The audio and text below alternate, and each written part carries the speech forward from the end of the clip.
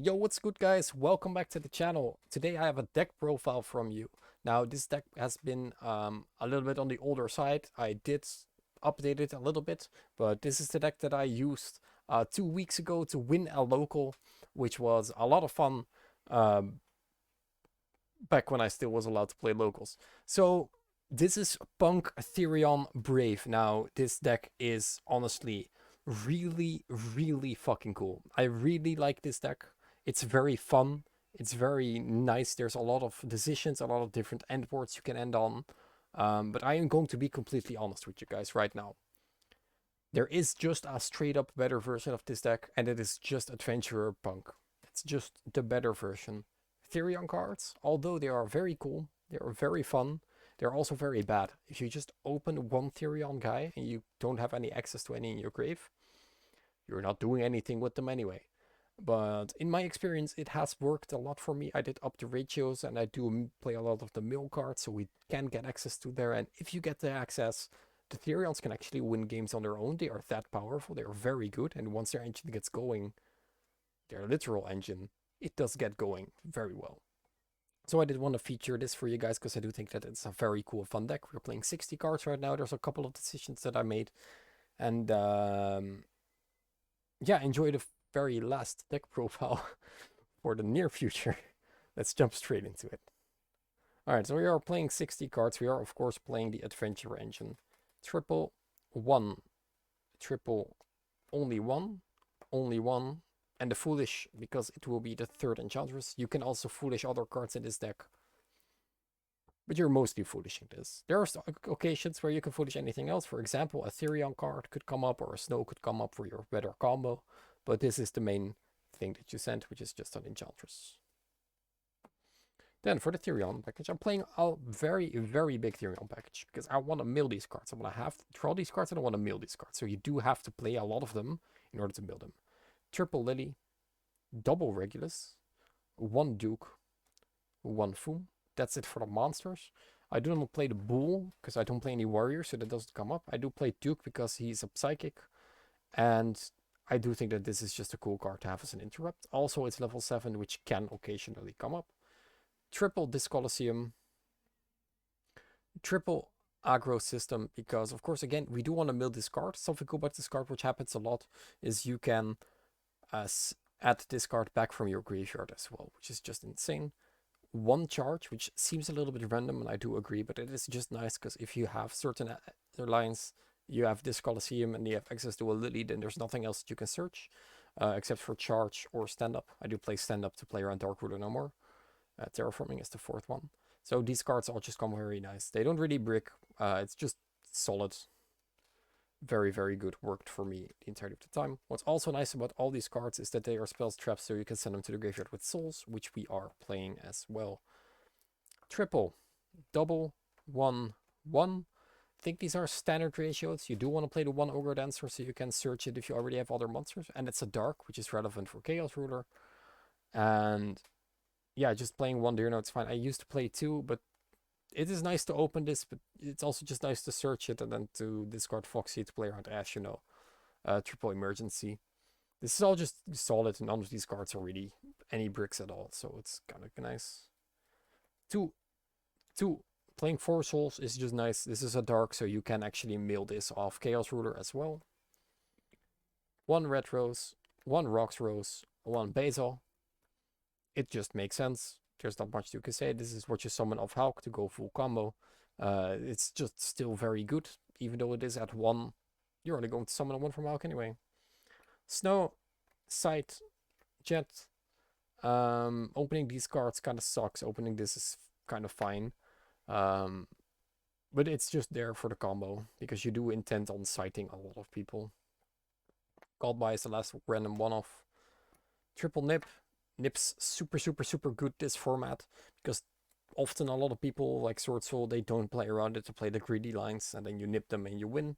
Triple Ash, Triple Vader, and the last cards are Gamma, and the 60th card is a Driver.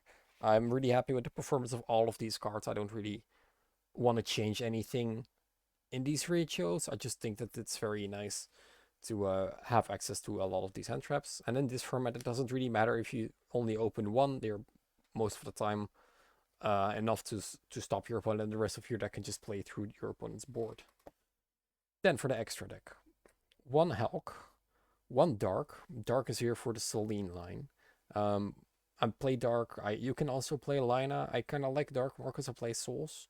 And a lot of the meta plays Darks now anyway, some sort of form of matter, so you can just use Dark to go to Selene.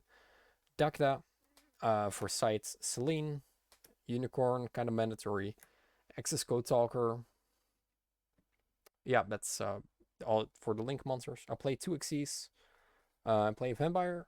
If you do not mill enough, you can always make this a mill more and then make Hulk from this, which is just very solid to get more access to the P.U.N.K. Therions. I would definitely recommend playing this in the deck.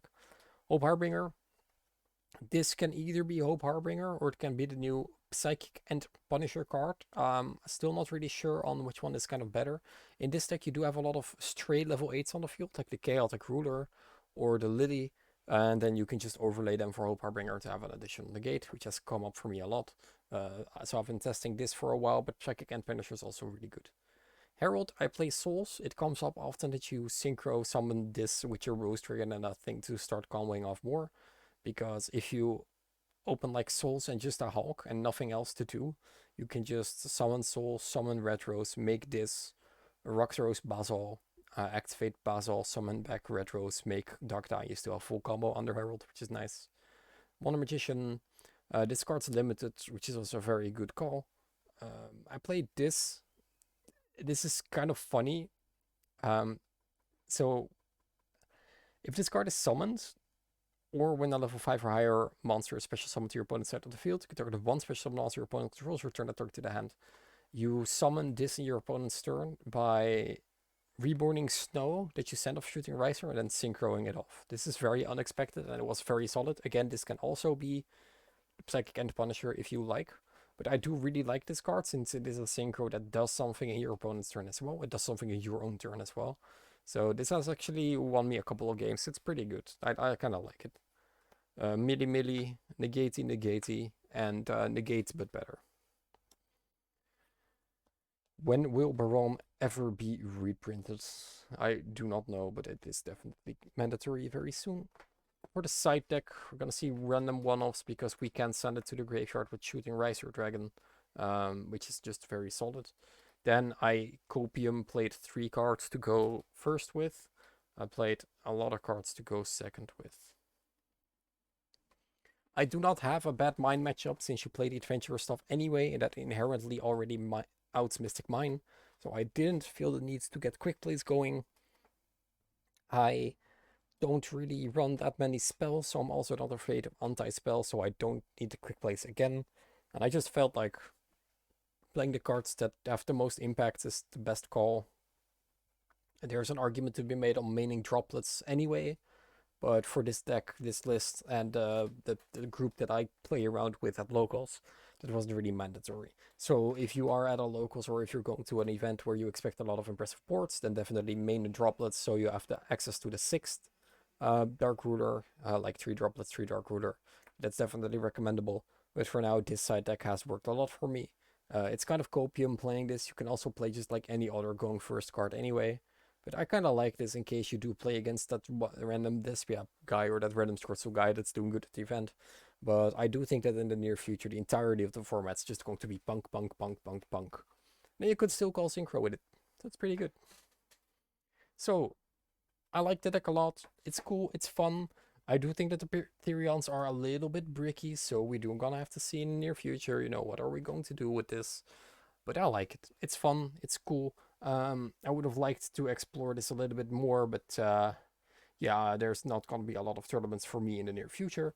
So yeah, and let me know in the comment section down below what you would change this deck, or do you like it like this, or do you just agree with me that we should just completely cut all the Therion cards and make a better deck? That's for the future, and yeah, thank you guys for watching. See you guys in the next one.